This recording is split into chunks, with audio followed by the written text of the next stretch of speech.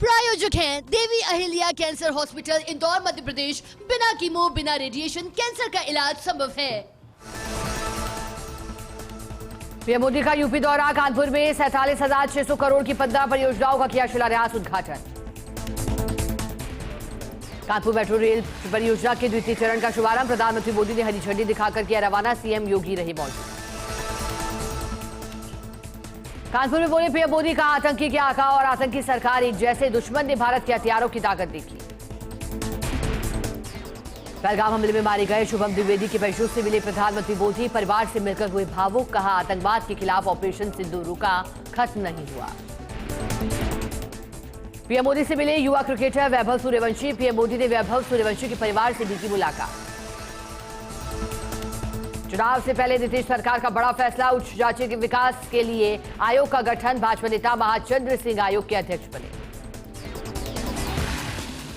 दिल्ली में कांग्रेस अध्यक्ष मल्लिकार्जुन खड़गे की अध्यक्षता में हुई बैठक। असम की चुनावी रणनीति को लेकर हुआ मंथन। राहुल गांधी वेणुगोपाल रहे मौजूद।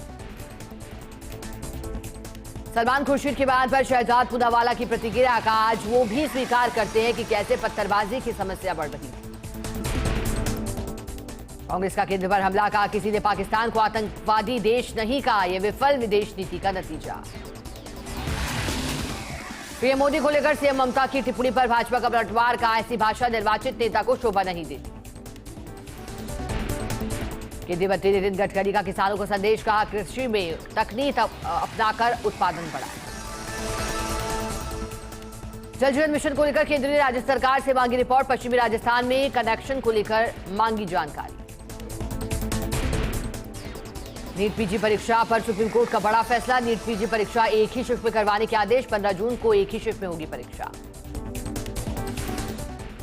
पाकिस्तान में महसूस किए गए भूकंप के झटके। 4.6 रही भूकंप की तीव्रता। दहशत से घर दफ्तरों से बाहर निकले लोग। तेलंगाना में पुलिस अधीक्षक के सामने 17 नक्सलियों का सरेंडर। छत्तीसगढ़ के बीजापुर और सुकमा जिले में सक्रिय थे नक्सली। दिल्ली में सिगरेट तस्करी का भंडाफोड़। 6,82,000 की प्रतिबंधित सिगरेट बरामद। एक आरोपी गिरफ्तार।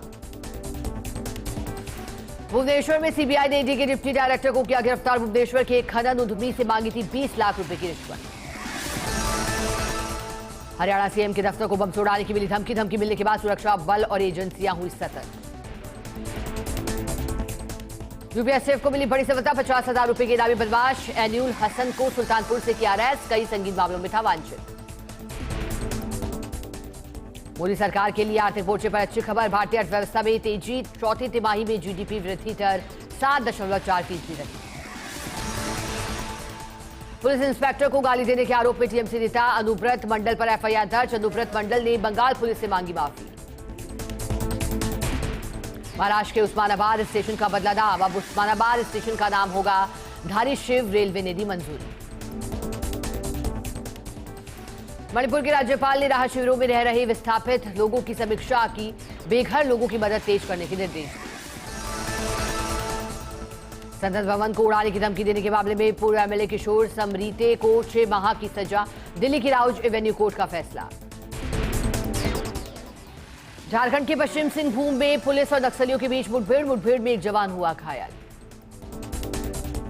पंजाब के अमृतसर में आज शाम 6 से 7 बजे तक होगी मॉक ड्रिल। रात 8 बजे से 8:30 बजे तक रहेगा ब्लैकआउट। 26वें एशियन एथलेटिक्स चैंपियनशिप में भारत ने 3 गोल्ड मेडल अपने नाम किए। पूजा गुलवीर सिंह, नंदिनी अगास्त्रा ने पदक जीते। नेपाल में एवरेस्ट दिवस पर भारतीय पर्वतारोहियों का सम्मान। किन्नौर के अमित नेगी भी शामिल। अन्नपूर्णा पर्वत पर चढ़ने वाले जिले में पहले युवा। फ्रांस सरकार का बड़ा फैसला। 1 जून से सार्वजनिक तौर पर स्मोकिंग होगी बैन। पार्कों, बस स्टॉप, समुद्र तटों पर होगा प्रतिबंध। इंडोनेशिया के सबसे बड़े इस्लामी संगठन ने दिया भारत को समर्थन। कहा, आतंकवाद से मिलकर लड़ाई लड़ेंगे। प्रायोजक हैं देवी अहिल्या कैंसर हॉस्पिटल, इंदौर, मध्य प्रदेश। बिना कीमो, बिना रेडिएशन कैंसर का इलाज संभव है।